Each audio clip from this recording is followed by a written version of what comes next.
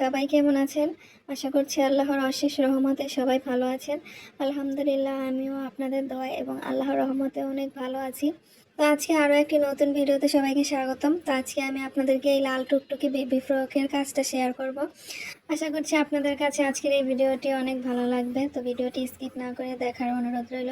তো আজকের ভিডিওতে আমি এই লাল টুকটুকে বেবি ফ্রকের ডিজাইনটি ড্রয়িং এবং সেলাই টিউটোরিয়াল আপনাদের সাথে শেয়ার করব। খুব সহজভাবেই কিন্তু আমি এই বেবি ফ্রকের ডিজাইনটা করে নিয়েছি। আর আপনারাও কিন্তু চাইলে চেষ্টা করলে এরকম সুন্দর একটি বেবি ফ্রক আপনাদের বাচ্চাদের জন্য বানিয়ে নিতে পারেন। তো 2টি মাত্র সেলাই দিয়ে কিন্তু আমি এই বেবি ফ্রকের কাজটা করে নিয়েছি। তারপরে কিন্তু খুবই সুন্দর এবং গর্জিয়াস হয়েছে। তো চলুন এখন আপনাদেরকে আমি ড্রয়িংটা দেখিয়ে দিচ্ছি। ড্রয়িংটা করা কিন্তু একদমই সহজ। এখানে আমি কিছু পয়েন্ট করে নিয়েছি। তো এখন দেখুন আমি মাঝ বরাবর বৃত্ত করে নিচ্ছি ছোট করে। যেহেতু আমি এই বেবি ফ্রকের কাজটা পুরোটা মোচড় গোলাপ দিয়ে করেছি, তো এখানে আমি মোচড় গোলাপের জন্য 3টা বৃত্ত করে নিলাম। এখন আমি সাইড দিয়ে পাতা করে নিচ্ছি। তো উপর দিকে আমি এক পাশে পাতাটা করে নিলাম। এখন আমি নিচের দিকেও কিন্তু এক পাশে পাতা করে নিচ্ছি। 3টে পাতা করে করে নিয়ে একটা ডিজাইন, ছোট ডিজাইন কিন্তু তৈরি হয়ে গেল। এরপরে কিন্তু আমি ড্রেসের সাইডে ডিজাইনটা করে নেব। তো সাইডে ডিজাইনটা করে নেওয়ার জন্য এখানে আমি কিছু মার্ক করে নিয়েছি, যাতে করে ডিজাইনগুলো সমান হয় এই পাশটা এবং অপর পাশটাও যেমন একই রকম হয়, এই জন্য আমি মার্ক করে নিয়েছি। তো একই ডিজাইন কিন্তু আমি বারবার রিপিট করে এই পুরো ফ্রকের কাজটা করে নিয়েছি। খুবই সহজ কিন্তু এই ডিজাইনটা করা। আপনারা যে কেউ যারা একদমই ড্রয়িং পারেন না, তারাও কিন্তু এই ডিজাইনটা করে নিতে পারবেন। আর এখানে আমি জেল পেনটা ইউজ করেছি। এখানে গ্লিটার জেল পেন যেটা, সেটা আমি ইউজ করেছি সাদা কালারের। আর এখানে আপনারা চাইলে কলম দিয়েও করে নিতে পারেন অথবা পেন্সিল দিয়েও করে নিতে পারেন। আপনারা যদি ভালো ড্রয়িং পারেন তাহলে আপনারা ফ্রি হ্যান্ডে কলম দিয়েও করে নিতে পারেন। এখন দেখুন এই পাশে আমি আরও 3টা ছোট ছোট ডিজাইন করে নিলাম। আর মাঝখানে যে গ্যাপটা থাকে সেখানে আমি একটি সিঙ্গেল বৃত্ত করে নিচ্ছি, অর্থাৎ এই সিঙ্গেল বৃত্তটাতে একটি মাত্র গোলাপ এবং 2টা পাতা হবে। তো এরকম যেখানটাতে গেপ আছে সেই গেপে গেপে কিন্তু আমি একটি গোলাপের ডিজাইন করে নিলাম। তো এই সেম ভাবে কিন্তু এই পাশের মতো আমি এই পাশটাও করে নেব। তো ফ্রকের পুরোটা ডিজাইন দেখুন আমি এক পাশের ডিজাইনটার মতো আরেক পাশেও করে নিয়েছি। তো ক্যামেরাতে কিন্তু আমার এই লাল কালারের ফ্রকের কালারটা একটু ফ্যাকাশে মনে হচ্ছে, এই জন্য কিন্তু ডিজাইনটা ক্লিয়ারভাবে দেখা যাচ্ছে না। তো কাজটা করার পরে কিন্তু আপনারা দেখতে পেয়েছেন সম্পূর্ণ ডিজাইনটা কেমন। খুবই সিম্পল একটি ডিজাইন, তবে কাজটা করার পরে কিন্তু অনেক বেশি গর্জিয়াস লাগে। এখন আপনাদেরকে আমি সেলাইটা করে দেখিয়ে দিচ্ছি।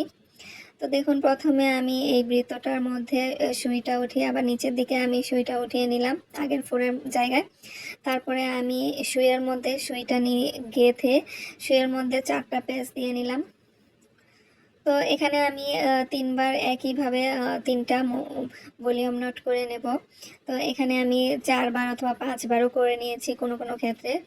এখানে সুতার ধরন অনুযায়ী কিন্তু আমি কাজটা করে নিয়েছি। সুতাটা একটু মোটা হয়ে থাকে সেখানে কিন্তু আমি 4বার প্যাচ দিয়েছি, আর যেই সুতাটা একটু থিকনেস চিকন হয়ে থাকে সেখানে দেখা যায় আমি 5বার সুইয়ের মধ্যে সুতাটা পেঁচিয়েছি। তো এখন দেখুন এক সমান করে কিন্তু আমি 3টা ভলিউম নোট করে নিলাম। এখন সাইডে আমি ঘুরিয়ে ঘুরিয়ে এই ভলিউম নোটগুলো করে নেব।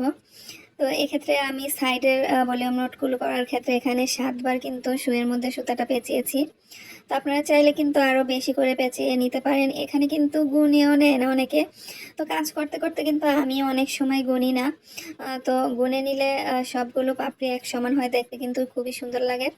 আর এখানে কিন্তু আমি সুতাটাকে 4 গুণ করে নিয়েছি, যেহেতু এটা মোচড় গোলাপ একটু ফুলে থাকে, এজন্য কিন্তু আমি সুতাটাকে একটু মোটা করে নিয়েছি।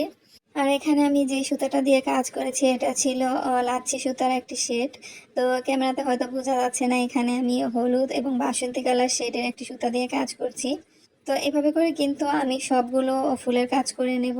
তো এক একটা ফুলের ঝাড়ের মধ্যে আমি 3টি করে গোলাপ করে নিয়েছি। তো এক একটা ঝাড়ের মধ্যে কিন্তু আমি এক এক কালার সুতা দিয়ে কাজটা করে নিয়েছি। তো এভাবে করে কিন্তু আমি কালার কম্বিনেশনটা ঠিক করেছি। তো আপনারা চাইলে এক কালার সুতা দিয়েও কাজ করে নিতে পারেন, এতেও কিন্তু কাজটা দেখতে সুন্দর লাগবে। আর এই মোচড় গোলাপের কাজটা করা কিন্তু খুবই সহজ, আপনারা কয়েকবার ট্রাই করলেই কিন্তু পারবেন। এখানে সুতাটাকে একটু হালকা হাতে পেঁচাতে হয়, তো একটু লুজ করে পেঁচালে দেখা যায় কি আপনাকে সুইটা টানতে একটু সুবিধা হয়। তো এখন দেখুন আমি অপর পাশে সুতাটাকে গিট দিয়ে তারপরে কেটে নিলাম। এখন আমি পাতার কাজটা করে নেব।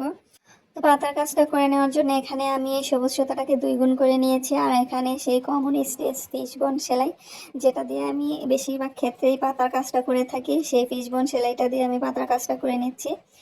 তো কাপড়টা লাল হওয়ার কারণে কিন্তু আমার এই সবুজ সুতার কালারটাও একটু ফ্যাকাশে মনে হচ্ছে। আর এখানে আমি হালকা সবুজ, যেটা টিয়া কালার বা কলা পাতা কালার বলতে পারেন, সেই সুতাটা দিয়েও কিন্তু আমি এই পাতার কাজটা করে নিচ্ছি। তো 2টি কালারের সুতা দিয়ে শেডের মতো করে নিলে কাজটা কিন্তু আরও বেশি সুন্দর হয় দেখতে। তো দেখুন এই সিম্পল একটি ছোট ডিজাইন দিয়ে কিন্তু আমি সম্পূর্ণ বেবি ফ্রকের কাজটি করে নিয়েছি। তারপরেও কিন্তু অনেকটা গর্জিয়াস মনে হচ্ছে। তো এরকম সিম্পল ডিজাইন দিয়ে কিন্তু আপনারাও খুব সহজভাবে কাজ করে নিতে পারেন। আর এই সিম্পল ডিজাইনের কাজটা দিয়ে কিন্তু আপনারা চাইলে কামিজে অথবা ওড়নাতেও ডিজাইনটা করে নিতে পারেন, এবং এই 2টি সেলাই শিখে আপনারা এরকম গর্জিয়াস একটি ড্রেসও বানিয়ে নিতে পারেন।